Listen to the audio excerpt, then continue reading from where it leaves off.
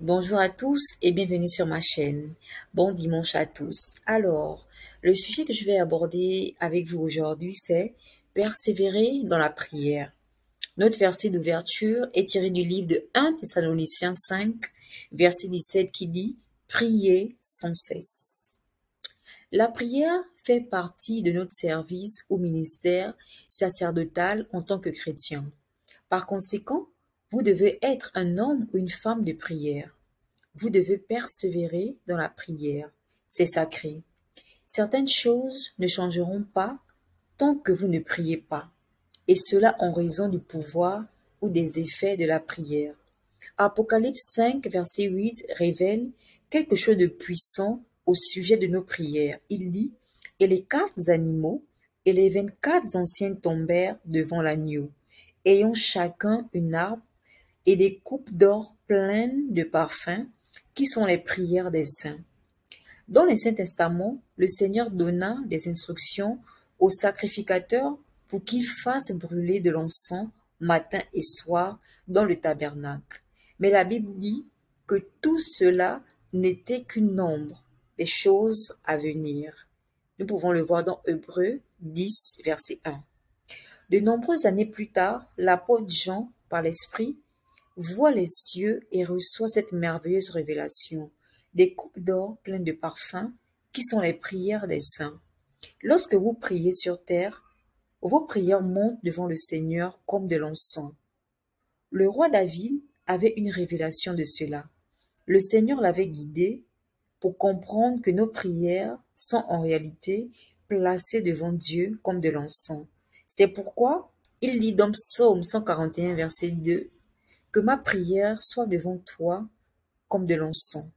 Vos prières d'intercession montent vers Dieu, renversent les plans de l'ennemi et changent les choses dans le royaume céleste, entraînant des changements positifs sur terre. C'est pourquoi vous devez toujours prier. Notre verset d'ouverture dit « Priez sans cesse ». Prenez la prière au sérieux et vous serez toujours émerveillés par les changements dans votre vie, ainsi que par l'influence et l'impact accru du Saint-Esprit en vous et autour de vous. Chaque fois que possible, séparez-vous de tout le reste et priez. Parlez en langue à chaque occasion que vous avez. Et si pour une raison quelconque, vous manquez votre moment prévu de prière, assurez-vous de prier peu de temps après.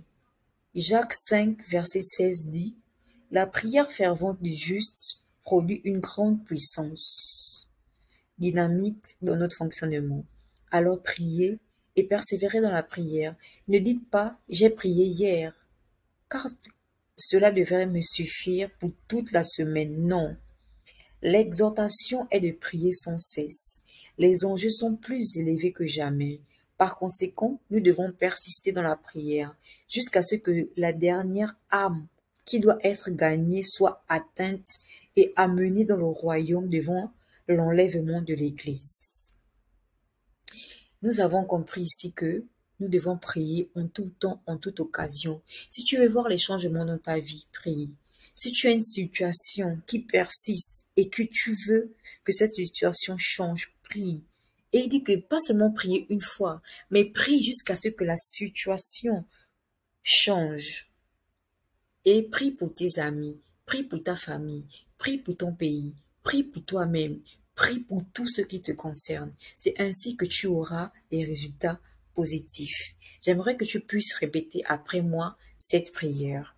Cher Père, merci pour le privilège et la puissance de la prière à travers lequel mon esprit est aligné avec ta volonté parfaite pour marcher dans une gloire toujours plus croissante. Ma vie est orchestrée par ton esprit et je suis continuellement fortifié, guidé et positionné pour le succès. Aucune situation n'est au-delà de moi, car je fonctionne toujours depuis un lieu de victoire et de triomphe. Au nom de Jésus, Amen. Si tu veux approfondir tes études, tu peux lire le livre de Luc 18, verset 1, Colossiens 4, verset 2, Actes chapitre 1, verset 13 à 14. Tu peux également lire 1 Corinthiens 2 et tu peux lire le psaume 117 et le psaume 108. Également le Luc 1, verset 1 à 17, 1 Samuel, verset 2. Merci et bon dimanche à tous.